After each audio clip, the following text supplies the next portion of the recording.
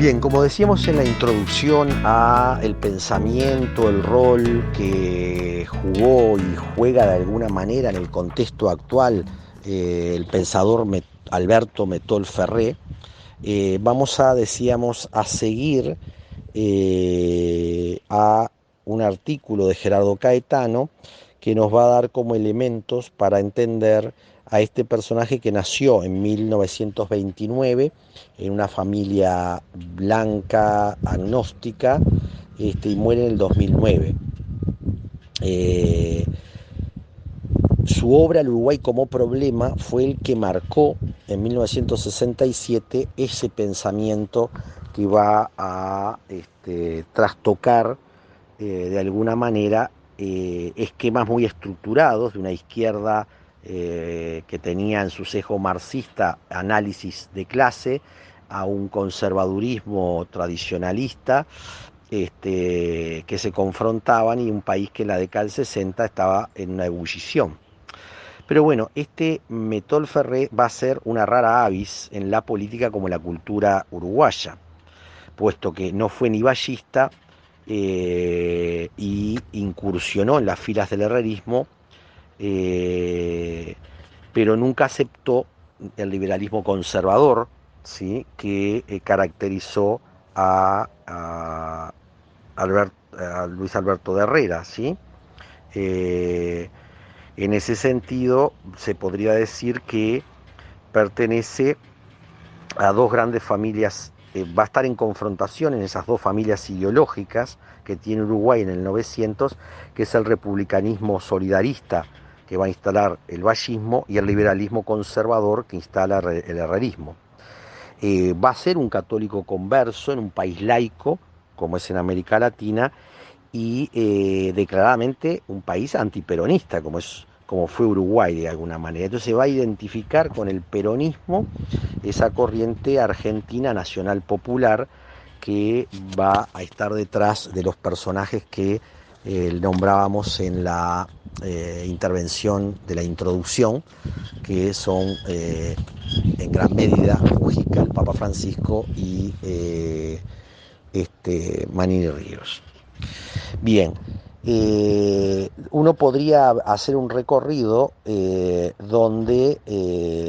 hay como una combinación, ¿no? Donde Metol va a cuestionar la autocomplacencia y el nihilismo que había llegado la cultura uruguaya en la década del 50, donde él dice no tiene percepción de cuál es el lugar geopolítico de Uruguay, ¿sí? O sea, ese lugar de alguna manera que fue caracterizado como el Estado tapón, ¿sí? Como fue caracterizado como un país que no tenía raíz propia, ¿sí? Porque había perdido su vínculo con el federalismo.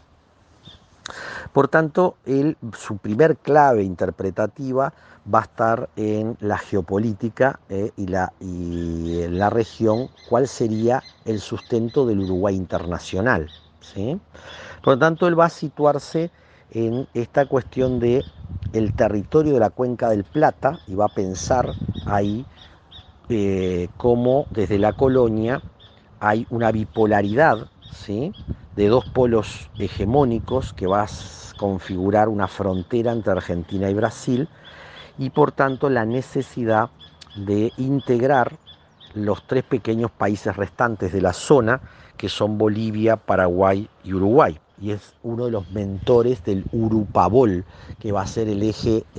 estratégico de esa frontera entre Argentina y Brasil, y quienes lo van a implementar son los militares uruguayos, paraguayos y bolivianos en las dictaduras, a instancias del pensamiento de Metol, que debemos aclarar por las dudas de que Metol va a ser parte de la etapa del 72, 73 hasta el 75, donde justamente se da esa confusión entre el nacionalpopulismo, que hace que la izquierda uruguaya confunda los comunicados 4 y 7 del febrero del 73 con los militares peruanistas. Entonces va a haber una manera distinta de pensar ese proceso, la confrontación que va a venir con el golpe de Estado en junio del 73, que va a tener un degradé hasta el 75, tengamos claro. La represión en Uruguay va a comenzar drásticamente en el 76, del 76 al 79 va a ser su fase fascista, pero en la primera etapa va a haber una confusión, ¿no? O sea, para algunas izquierdas se tenía claro que lo que se estaba configurando era un golpe, se había configurado un golpe de Estado, pero todos sabemos que la mirada que hubo hacia febrero del 73 fue distinta de los distintos sectores de la izquierda, y ese espectro donde hoy emergen los distintos diálogos que los tupamaros tenían con los militares, y una izquierda que tuvo dudas sobre el proceso, más allá que mayoritariamente va a identificar en el golpe del junio del 73, 27 de junio del 73, el quiebre institucional que ya venía desde las medidas prontas de seguridad desde el año 68. Pero este es todo el enredo que tenemos los uruguayos, pero que debe clarificarse en ese contexto de ese pensador que de alguna manera tenía un trasiego en los distintos niveles. Por tanto, es en el año 67 que va a escribir ese libro, El Uruguay como problema, y que va a tener esa cuña tercerista, ¿no? Pensemos en Marcha, en Quijano, que va a de alguna manera problematizar desde un lugar distinto al conflicto de clases que tenía el marxismo tradicional y ese liberalismo conservador que pulsaba, ¿sí?, por la hegemonía, hubo los gobiernos blancos, el vallismo, el republicanismo igualitario que había entrado en crisis, y entonces esta lógica de el Estado frontera, ¿no?, los tres pequeños que están en el entremedio, le dan el primer aporte teórico a Mettol en el pensamiento, ¿no? Entonces va a defender de manera enfática la necesidad de que esa zona fronteriza de la cuenca, que llamaba el lugar del máximo bien común latinoamericano,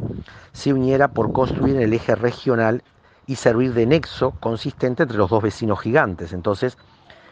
comienza a pensar en la integración latinoamericana desde los ejes integradores, de alguna manera, ¿no? Entonces propone el imperativo de la unidad entre Paraguay y Bolivia en términos de un Benelux de criollo, ¿no?, como vemos en Europa, donde el Benelux va a estar entre Alemania y Francia. Todos recordemos que en 1830